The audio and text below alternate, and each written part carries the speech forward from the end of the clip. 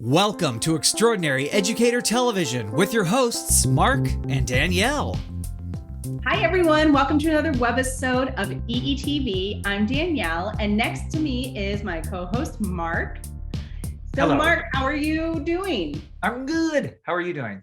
I'm doing well. Good. Mark, I want to know, have you heard any trends or what's happening in your world with educators going back to school? So unfortunately, I haven't been in many schools to talk with educators still.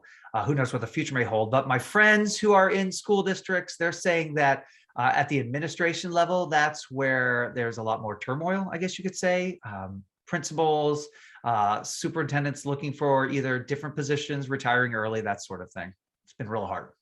It has been real hard. My educator friends are sharing with me that this has been the hardest school year to open, even worse than last year. And it's not necessarily just COVID related, which is why in today's Edu Update, I'm going to share an article about 6 things that principals can do to not just survive, but also thrive.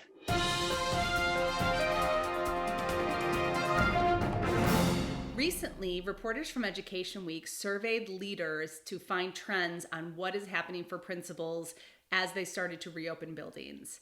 They published a report in Ed Week called Principals Under Pressure, and they have 6 key takeaways from that report. First key takeaway is principals do not work all the time. The most effective principals actually set boundaries around work. That is super important. If you are working all the time, you're not giving yourself time to recharge, rejuvenate, and be able to really double down and do the work that you need. A second key takeaway from the article, making sure that we tend to the fears and feelings of all students and making mental health a priority. It's been a rough start to the year, not just with COVID. So really effective principals are making sure that they are being proactive when it comes to mental health and well-being of the staff and students in their buildings. Key principle number 3, principals can and must address any toxic employees. Yes, there can be some people who are just not having that can-do attitude. And unfortunately, a toxic employee can really destroy a culture of the school. So effective principals are being proactive, not just attending to the fears and feelings, but helping to weed out any toxicity in their employees. Number 4, do not be intimidated by any legislation or laws regarding special education. You do know a lot. And if you can really partner with your district to make sure that your school is being successful. Sometimes principals get nervous about making sure that they're doing everything they need to, so don't get bogged down in the weeds. Number 5, you have the power to lead from a creative space. A lot of times principals feel like they have to follow certain rules, but you do not. Creativity actually can be a joy for you as a leader and inspire your educators to also lead from a creative space. And finally, number 6, it's very important to be open and transparent about communication. Communication about protocols, expectations, your data-driven culture, all of it. Making sure that you are on top of things and being proactive about your communication. Hopefully that was helpful. We appreciate you. And that was Edu Update.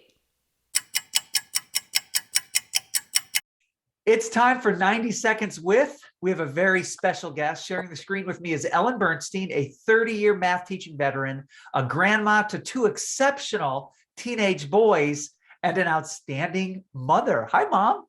Hi, Mark. Nice to see you. Nice to see you too. So Ellen is on EETV with us today because she is a math goat. She's fun, she's creative, and though she's retired, she knows how to connect with middle school students. So Mom, share with us one of your connection tactics. Okay, I certainly will, Mark. I absolutely loved teaching middle school kids because they were so enthusiastic.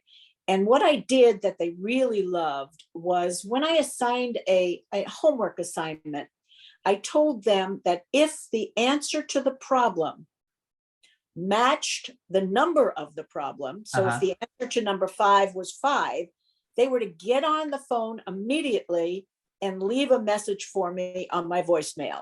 And the person who got to me the soonest would win a little treat the next day.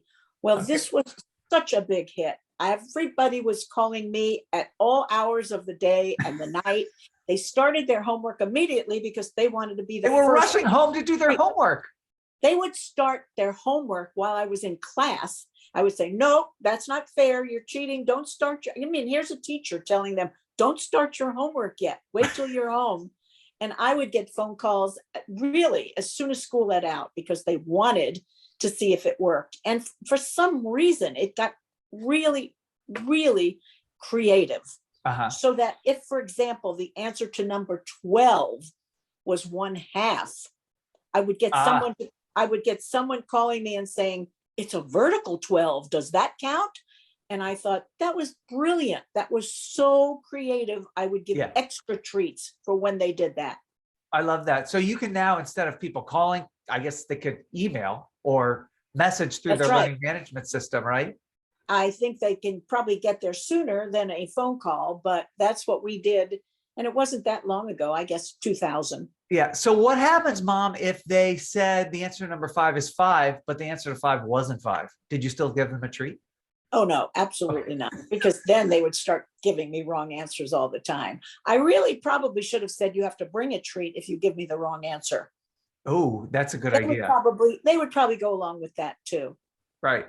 Well, I love that idea. Can we have you back on the show and share other creative ways to connect with Absolutely. students? I have so many more in my little bag of tricks. I love it. Okay. Well, this has been 90 Seconds with the GOAT, Ellen Bernstein. Nice to be here. So Danielle, you had a chance to meet my mom right there. What'd you think? She's so great. Yeah, she's fun and she's the best, really. I mean, you know, some people say my mom is the best, but they don't really mean it. When I say my mom is the best, I'm pretty sure she is the best. Would you agree with that? 100% your mom is the best. She is the best. Well, she's a special lady and she knows math, and I had to bring her on the show. So anyway, thank you for letting me share that. And for the rest of you, we look forward to seeing you on future webisodes. Until then, be you, Be true. be extraordinary.